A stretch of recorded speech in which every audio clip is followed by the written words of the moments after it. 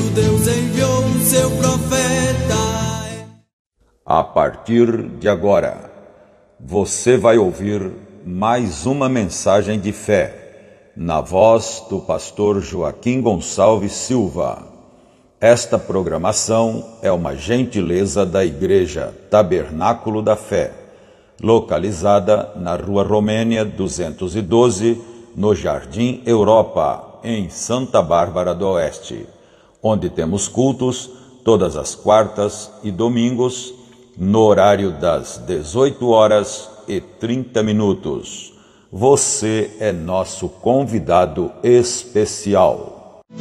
William Branham foi seu nome e Deus foi com ele. E Deus foi com ele. E a coluna de fogo sempre lhe seguiu. Sempre lhe seguiu.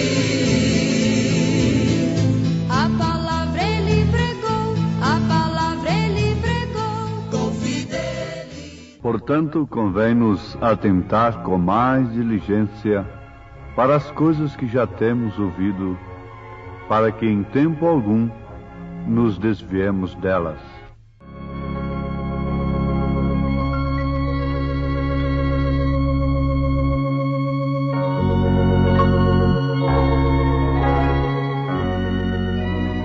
Propondo estas coisas aos irmãos, serás bom ministro de Jesus Cristo, criado com as palavras da fé e da boa doutrina que tens seguido. 1 Timóteo, capítulo 4, versículo 6. São Paulo falando a Timóteo, deixando bem claro para Timóteo como ele seria um bom ministro. Isto é o bastante para nós que ministramos a palavra de Deus, que pregamos o Evangelho. Segundo a concepção de Paulo, a recomendação de Paulo, nós só podemos ser bons ministros de Jesus Cristo se de fato fomos criados com as palavras da fé e da boa doutrina que temos seguido. E se de fato propomos as mesmas coisas que Paulo propôs à igreja. E ele propôs à igreja justamente tratando com os homens, mulheres, servos, patrões, filhos e pais. Porque é isto que forma a igreja. É o ser humano.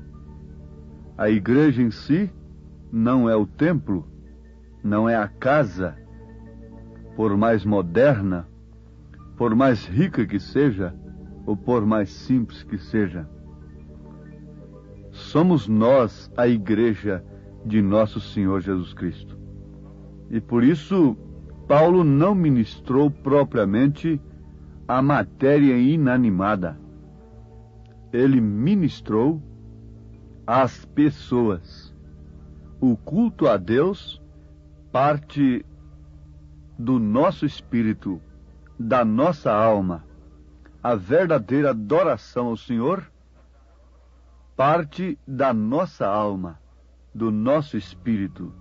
Os verdadeiros adoradores adoram a Deus em espírito e em verdade. Por isso não depende do recinto em si, quer seja pobre, lá no mato, debaixo de um rancho de sapé, aonde quer que for. O que manda como culto mesmo, uma verdadeira adoração ao Senhor, é aquilo que parte da nossa alma, do nosso espírito. Muito bem, ouvintes. Propondo estas coisas, seria fácil nós sabermos que coisas são estas?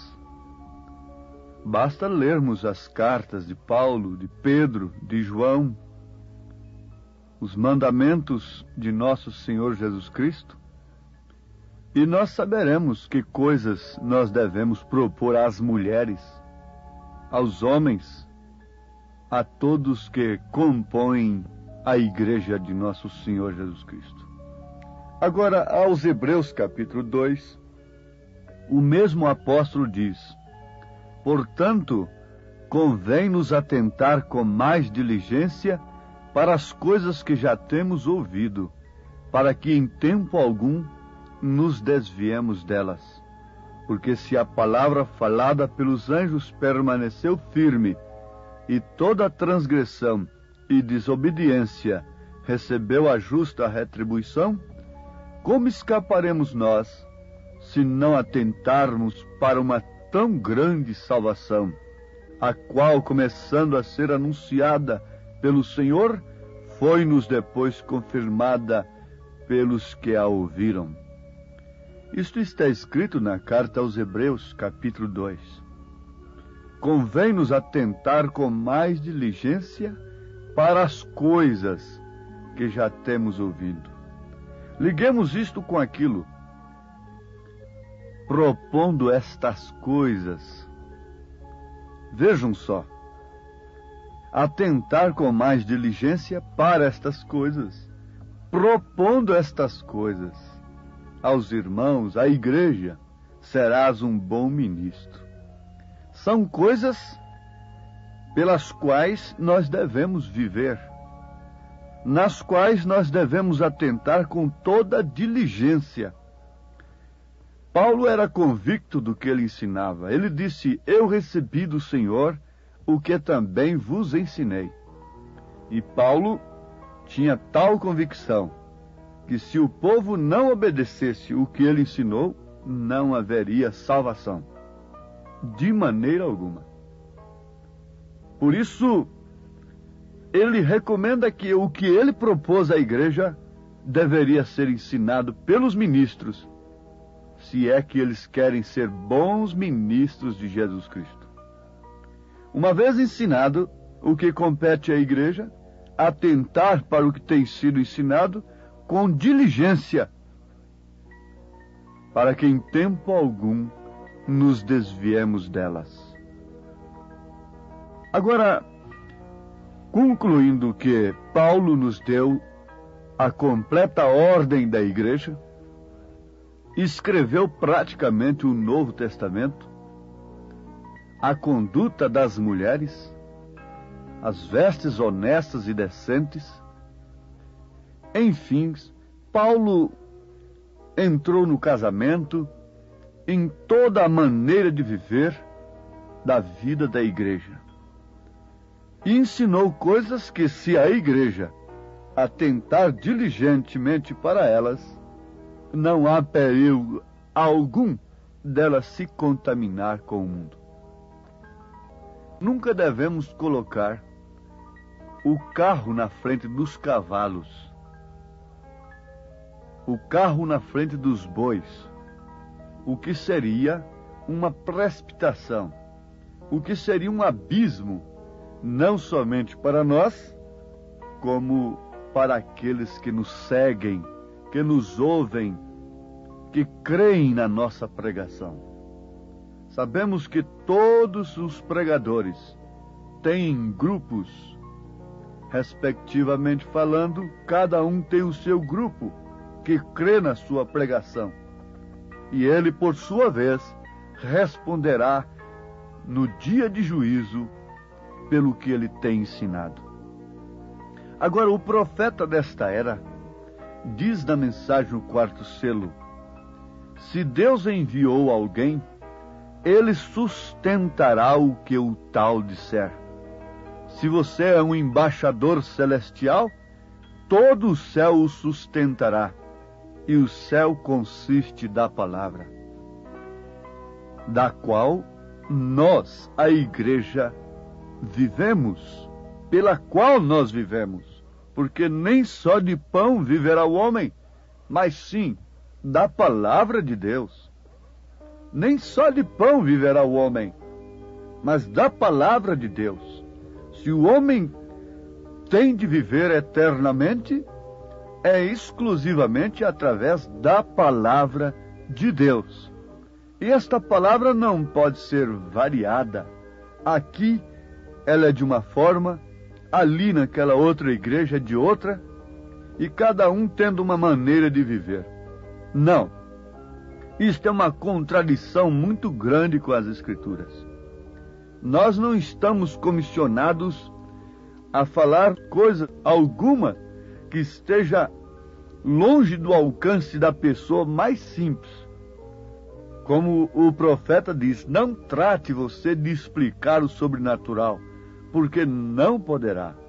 O único que podemos fazer é seguir adiante, pregando a palavra de Deus como ela é. Porque se você for enviado, ele sustentará o que você disser. Se você é um embaixador celestial, todo o céu o sustentará. E o céu consiste da palavra na qual todos que nos ouvem devem atentar com diligência, para que em tempo algum se desviem da verdade. Da palavra a qual, uma vez pregada, anunciada a todos, nós somos bons ministros de Jesus Cristo. Não estamos incumbidos de anunciarmos outra coisa, além daquilo que Deus tem falado. Vale a pena nós lembrarmos do que o profeta diz. Quando Deus se silencia, o melhor que temos a fazer é ficarmos em silêncio. Mas onde Ele tem falado, o melhor que fazemos é falar também. E dizer o que Ele disse. Isso é muito importante. Agora, amados, constatemos em tempo sobre aquele assunto muito importante da evidência do batismo com o Espírito Santo. A evidência do batismo com o Espírito Santo está justamente nisto. É que a pessoa não confunde. Embora esteja ouvindo coisas semelhantes, parecidas, ela não se confunde. Porque, se possível, enganaria até os escolhidos. Estes que surgiriam para, se possível, enganar os escolhidos, não estão mais lá no mundo. Eles estão dentro da própria mensagem que prepara a noiva, que prepara os escolhidos. Porque estes pregadores manufaturados, comerciantes da cura divina, este evangelho moderno, liberal do mundo, não engana, não tem possibilidade de nem sequer chamar a atenção das pessoas que têm crido no profeta desta era. Então Satanás não poderia estar contente com isto. Ele teria que levantar os verdadeiros anticristos, que seriam aqueles que, bem intencionados e sinceramente, procurariam fazer uma obra para Deus dentro da própria mensagem, e daí então criando os ismos que têm surgido tanto no mundo, baseados na mensagem do profeta desta era. Mas uma evidência cabal do batismo do Espírito Santo é que nós temos uma fé genuína na palavra de Deus e distinguimos tão cedo quanto possível quais são os pregadores que estão de fato pregando esta genuína palavra, propondo as verdadeiras coisas para o povo de Deus, nas quais eles devem estar, pelas quais eles devem atentar com toda a diligência. Sabemos que há 3 classes de crentes dentro da mensagem. E se há 3 classes de crentes, há 3 classes de pastores dentro da mensagem. Há 3 classes de diáconos. Há 3 classes de cada ofício que há na igreja. Mas o Espírito Santo, o verdadeiro batismo do Espírito Santo, é justamente para isto, para que possamos olhar no espelho e conhecermos a posição que nós temos no corpo de Jesus e basearmos com diligência, com amor, com segurança, com confiança, porque o selo é uma segurança, é uma possessão, é redenção, é a âncora que nos ancora simplesmente na verdade. Na mensagem veio adentro o profeta falando sobre as duas fases do cristianismo.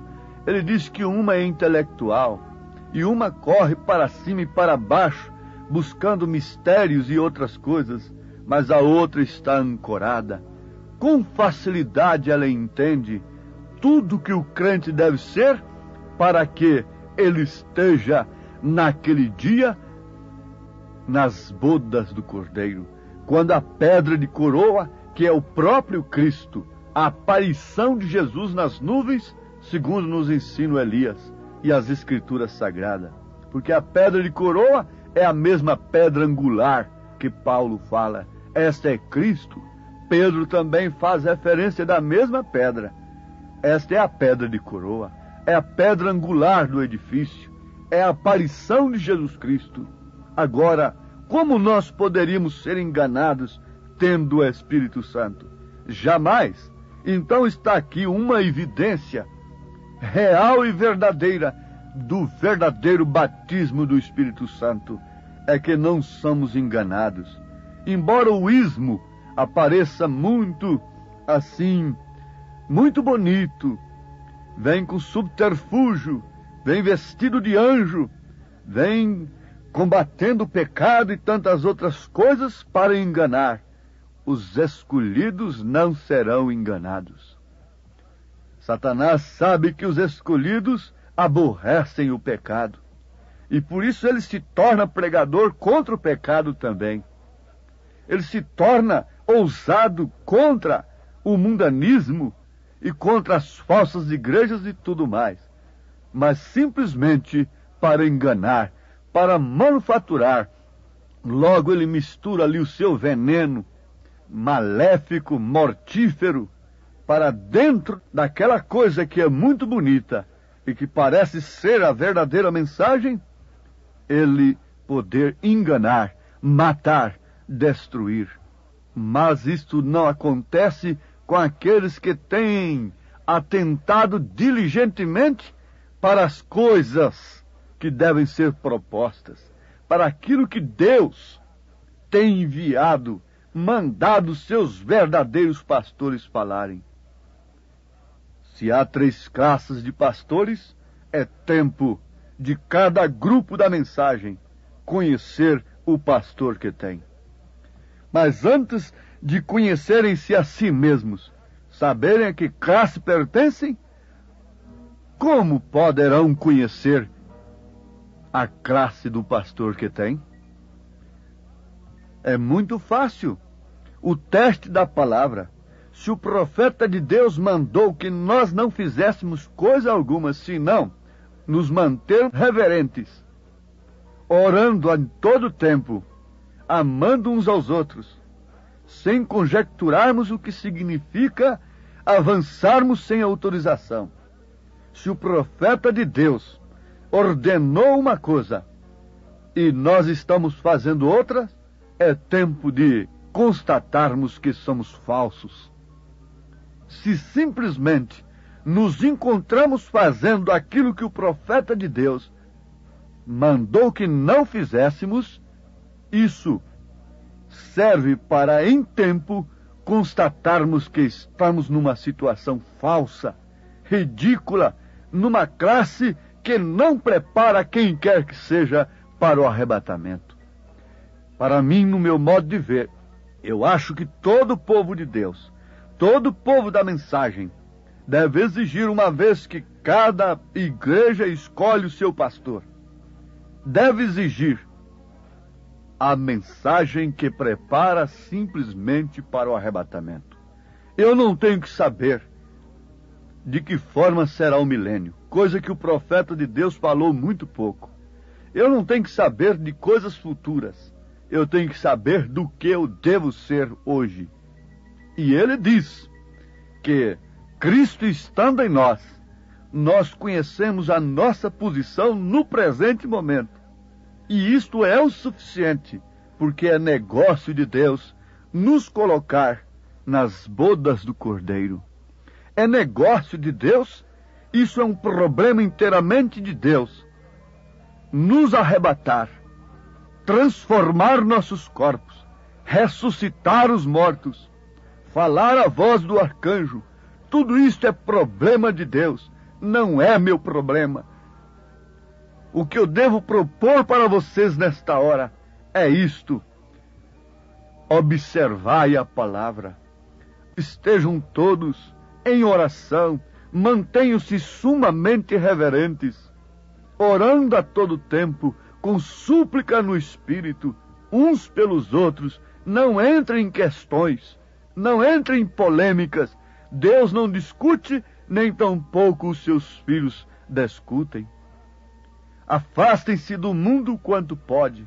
Procurem fazer tudo que vocês sabem que é correto. E deixe o restante que Deus completará. Não procure saber coisas do futuro, porque Eva, querendo saber, ela passou a saber e daí veio a queda. O próprio Cristo testificará dentro de nós aquilo que seremos. Mas irmão Branham, o profeta, disse que nessa mente, nessa dimensão, nós não podemos nunca conceber verdadeiramente o que é os céus, porque tudo que a nossa mente pudesse alcançar ainda é muito mais, milhões de vezes melhor.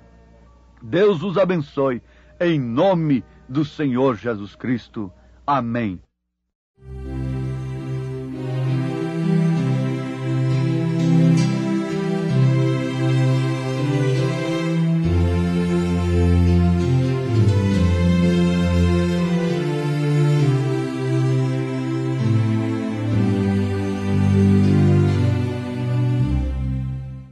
Você acabou de ouvir mais uma mensagem de fé na voz do pastor Joaquim Gonçalves Silva. Volte a ouvir a nossa programação diária com fé no Filho de Deus, a fé que vence o mundo.